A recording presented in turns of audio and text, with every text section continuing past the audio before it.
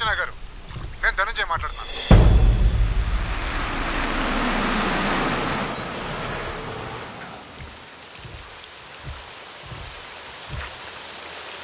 అర్చన,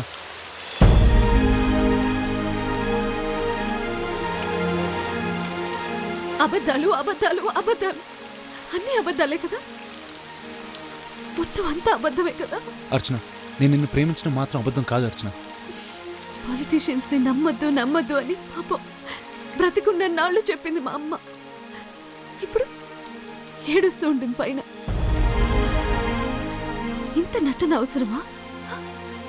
ఒక మామూలు అమ్మాయిని గొప్ప సీఎంవి ఇంత ప్లాన్ వేసి ఇన్ని ఇబ్బందులు పడి మోసం చేయడం అవసరమా? ఒక మాట చెప్పుంటే నేనే నిన్ను సపోర్ట్ చేసేదాన్ని కదా. అర్చన,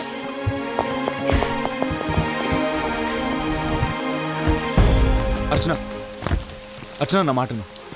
నేను పోరాడుతున్నాను. I'm fighting. ప్రజల సొమ్ము ప్రజల కోసం ఖర్చు పెట్టాలని ఒక చిన్న ఆశయంతో పోరాడుతున్నాను.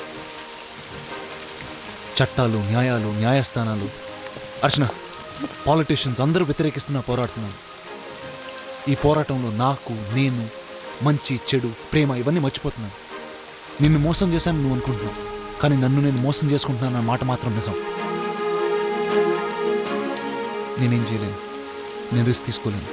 ప్రజల డబ్బు విషయంలో నేను రిస్క్ చేయలేను. I'm sorry. ప్రతి నీతి మాలిన రాజకీయ నాయకుడు చెప్పేవావే. పదవి కోసమో, ఆస్తుల కోసమో, కుటుంబం కోసమో ఏదో ఒకటి చెప్పే గట్టి కరుస్తాడు. ప్లీజ్ వెళ్ళిపో అర్జున్.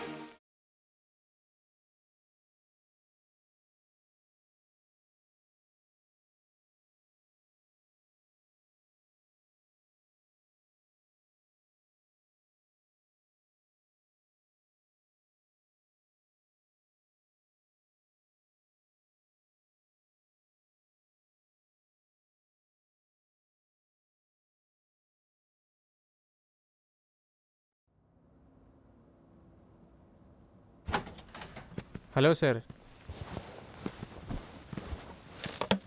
ఎవరమ్మా?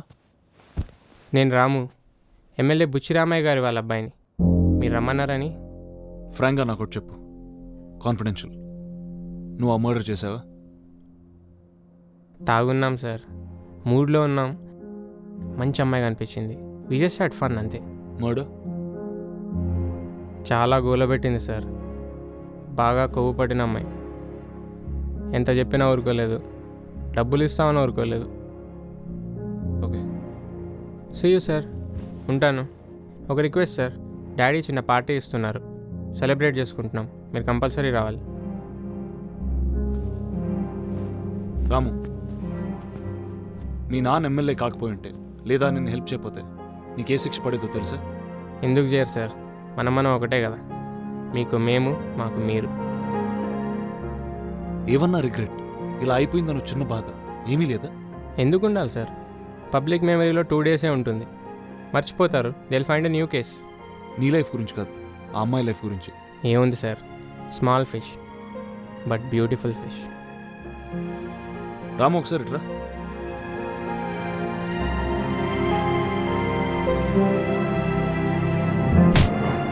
ఇడియట్. మీ నాన్న ఎమ్మెల్యే కాబట్టి శిక్ష తప్పించుకున్నాం. ఇదన్నా గుర్తుపెట్టుకో. పో, అవుట్.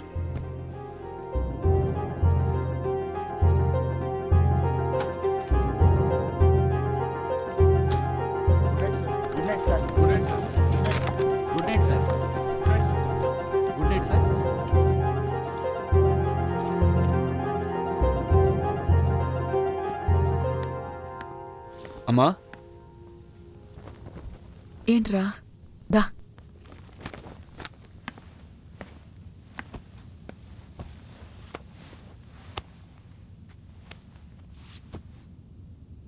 ఏమైంది? అమ్మా, ఏంట్రా?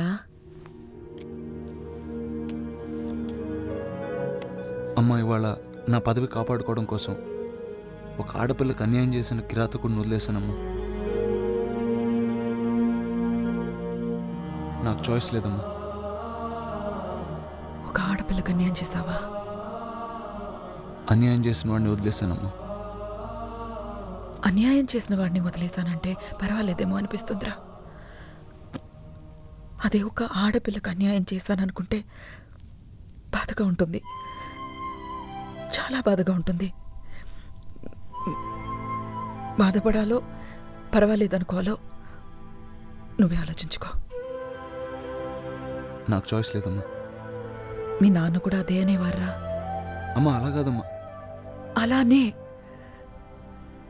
ఇవాళ రేప్ కేస్, రేపు మర్డర్ కేస్, ఎల్లుండి ఫ్యాక్టరీ లైసెన్స్, ఆ మర్నాడు ల్యాండ్, ఇలా ప్రతి దాంట్లో నీకు చాయిస్ ఉండదురా.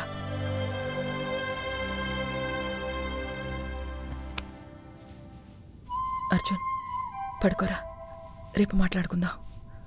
కొంచెం రిలాక్స్ అవ్వు, వెళ్ళు.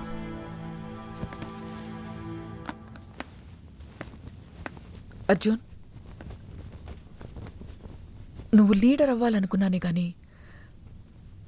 పాలిటీషియన్ కాదురా.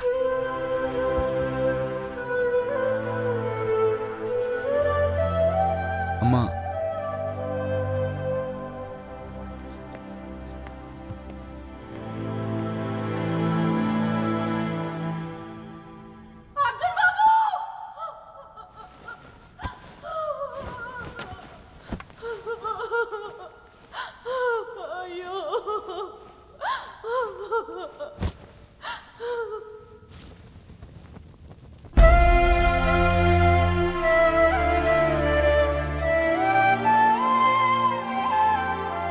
సార్ సార్, మీ అమ్మగారిని చూడటానికి చాలా ఊళ్ళ నుంచి చాలా మంది వచ్చారు సార్.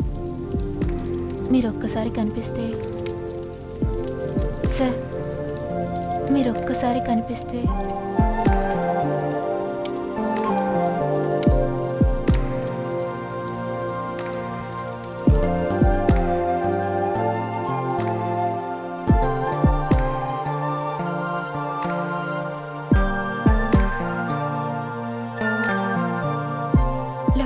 సార్, అందరూ ఆడవాళ్లే, నిరుపేదలు, నిస్సహాయులు.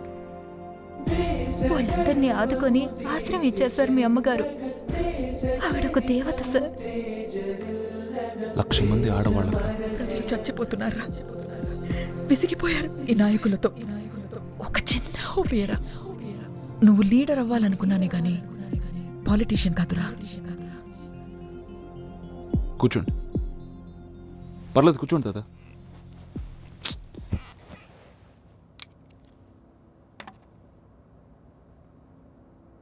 సార్ తాత మీరు కూర్చోండి. తాత నేను సీఎంని.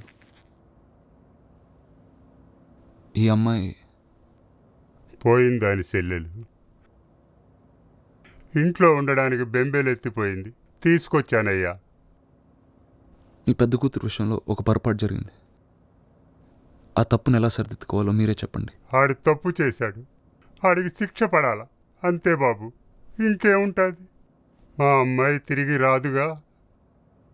వెళ్ళొస్తాం బాబు, చీకటైపోతే మాకు బస్సులు దొరకవు. ఒక్క నిమిషం, నాకు కూడా ఎవరు లేరు. మీరు నాతో ఉండండి. అమ్మాయిని నేను చదివిస్తాను, పెళ్లి చేస్తాను, సొంత చెల్లిలా చూసుకుంటా. వద్దు బాబు. ఎందుకయ్యా?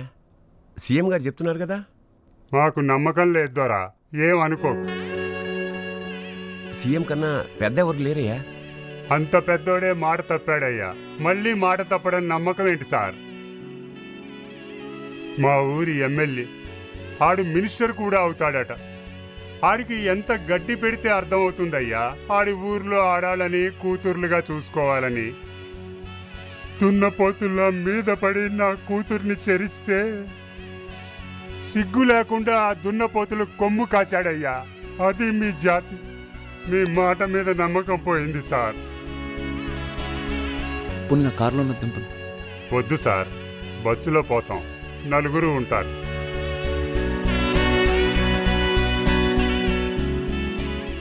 మనం వాళ్ళకి న్యాయం చేయగలమా? చట్టపరంగా ఏమీ చేయలేం సార్. చట్టపరంగా కాదు ఉమేష్. ఓ ఫ్రెండ్గా do me A favour, kill him.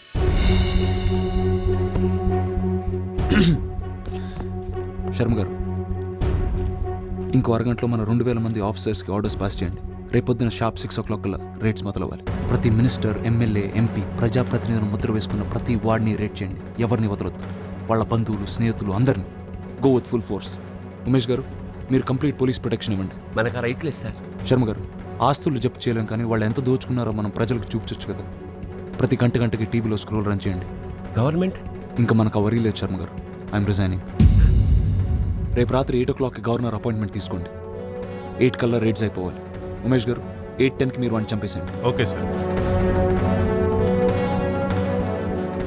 సీఎంగా ఉన్నప్పుడు చట్ట వ్యతిరేక చర్యలు తీసుకోకూడదు కదా. అలీ సార్. ఒక్కసారి ఆలోచించండి సార్. ఒక అమాయకురాలైన ఆడపిల్లకి న్యాయం చేయలేని సీఎం ఉంటే అంత, ఊడితే అంత. శర్మ గారు, చేతగాని వ్యవస్థలో చేతగాని సీఎం. ఇది కాదండి ప్రజలు కోరుకునేది. లక్షల కోట్లు, కొన్ని ప్రాజెక్టులు, ఇంత బియ్యం, ఇంత కరెంట్. ఇది కాదండి. మార్పు కోరుకుంటున్నారు. వ్యవస్థలో మార్పు, విధానాల్లో మార్పు, రాజకీయాల్లో మార్పు. అలీ పద.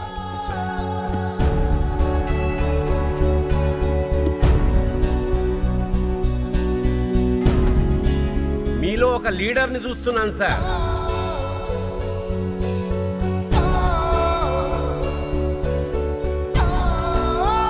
ఎన్నాళ్ళకి మన దేశం ఒక లీడర్ని చూస్తుంది సార్.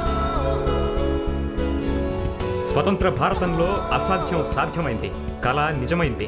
ప్రజలే కాదు, ప్రజాప్రతినిధులు కూడా చట్టానికి అతీతులు కాదన్న విషయాన్ని నిరూపిస్తూ మొట్టమొదటిసారి మన రాష్ట్రంలో బయటపడ్డ ఈ అక్రమ నగదు ఒక్క రాష్ట్రాన్నే కాదు, యావత్ దేశాన్నే విస్మయానికి గురిచేసింది. కొద్దిసేపటి క్రితమే ముఖ్యమంత్రి అర్జున్ ప్రసాద్ తన పదవికి రాజీనామా చేశారు. ఇవాళ రాత్రి 8 గంటలకు గవర్నర్ని కలిసి తన రాజీనామాను అందజేస్తారు.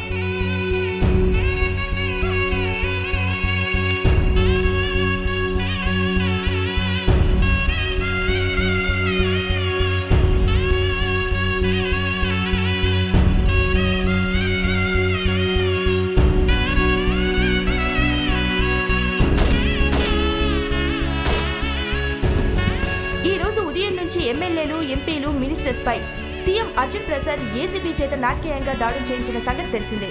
అనంతరం ఈ రోజు రాత్రి రాష్ట్ర గవర్నర్ని 8 గంటలకు కలిసి తన రాజీనామా సమర్పించడం కోసమెరుపు. మునుస్వామి సపోర్ట్ మాకు ఎలాగ ఉంది సార్? వీళ్ళంతా మా MLAs. We can form the government sir. నమస్కారం అండి.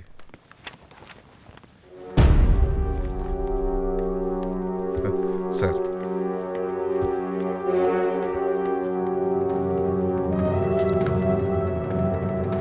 మీకు మున్స్వామి సపోర్ట్ ఉందని చెప్పారు. అంటే అది సార్, అది ధనుంజయ్కి మరో షాక్. 3 ఏళ్లుగా గవర్నమెంట్తో కలిసి నడుస్తున్న మునుస్వామి తన సపోర్ట్ని విత్డ్రా చేసుకుని మధ్యంతర ఎన్నికలకు తెరదీశారు. పిలిచారా పెద్దనా?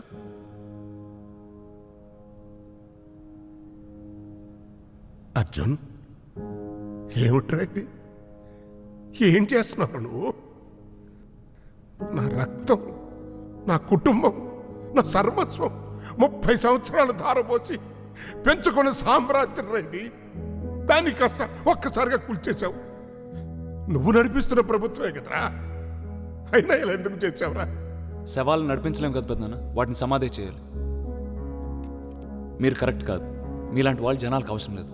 మీ గాలి సోకినా, మీ నడిచే మట్టి వాసన నాకు తగిలిన, మీలో ఏ ఒక్కరు ఆలోచన నేను విన్నా, మార్పు సాధ్యం కాదు. మరో 100 ఏళ్ళు వెనకాలకి వెళ్లాల్సి వస్తుంది. అందుకే మీ నుంచి దూరంగా వెళ్ళిపోతున్నాం, ఒక కొత్త ప్రపంచం కోసం.